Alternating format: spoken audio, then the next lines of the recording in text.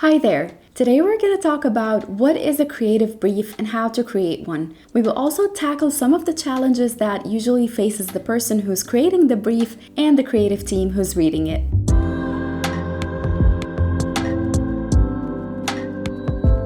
A creative brief is a short document, typically 1 to 2 pages long, and it outlines the strategy for a creative project. In most cases, a client is the one who writes the brief for a creative team or the agency to execute. The client is often an assistant brand manager, a marketing specialist, or whoever is responsible for the project within the marketing department. The creative brief serves as a roadmap for the creative team, helping them understand the project's purpose, the problem it aims to solve, and the desired results. The brief provides essential information such as brand guidelines, tone of voice, visual references, and specific requirements. That allows the creative team to align their ideas and deliverables with the client's vision and expectations. So let's dive deeper into what a creative brief should include. The first section of the creative brief is the project overview, and that should provide a brief summary of the project, including its purpose, goals, and the desired outcome. The second section is background and context, and in this section, the brief offers background information about the brand,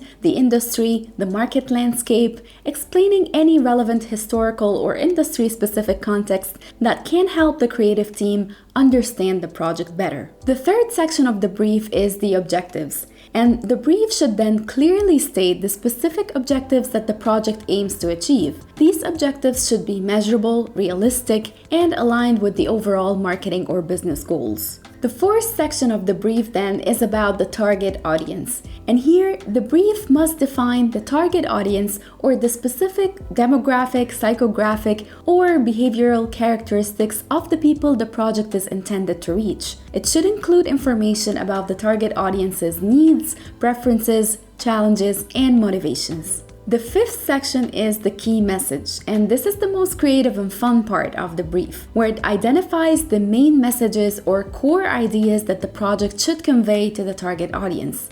These messages should align with the overall brand strategy as well and reflect the desired perception or positioning. The sixth section then is about deliverables, or what you expect this project should produce. The brief here should specify the exact deliverables expected from the creative team. This could include design concepts, copywriting, visuals, videos, or any other creative outputs necessary for the project. In this section, you can include any references to work you like to set the standards for the deliverables you want to receive. And then we move to section number 7, which is the brand guidelines, and it's one of the most important sections in the brief. It clarifies any relevant visual or verbal elements that the creative team should adhere to. This includes the brand's logo usage, color palette, typography, tone of voice, and any other brand-specific requirements. The next section is about budget and timeline, and this section should state the project's budget and any budgetary restrictions or considerations that the creative team should be aware of. It should also establish clear timelines, including important milestones, deadlines, and any dependencies that may impact the project's progress. Section number 9, which is often forgotten about, is about communication and approval process.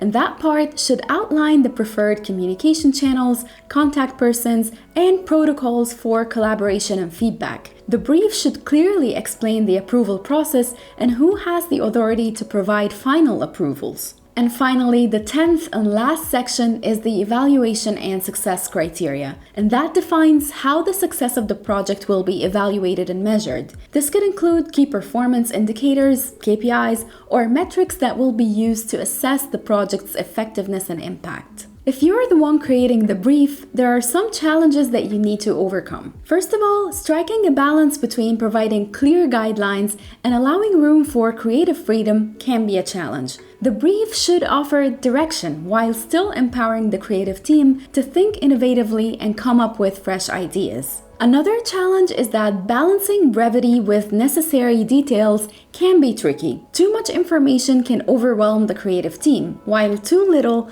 can lead to misunderstandings or misinterpretations. That's why you must ensure that the brief is clear and concise, providing enough information for the creative team while avoiding ambiguity. The challenge for the creative team, on the other hand, is understanding the client objectives. Gaining a deep understanding for the client's objectives and desired outcomes can be challenging, and it requires effective communication, active reading and listening, and the ability to ask the right questions that help you extract the relevant information. We always advise our own creative team to take notes and write down their questions while they're reading the brief.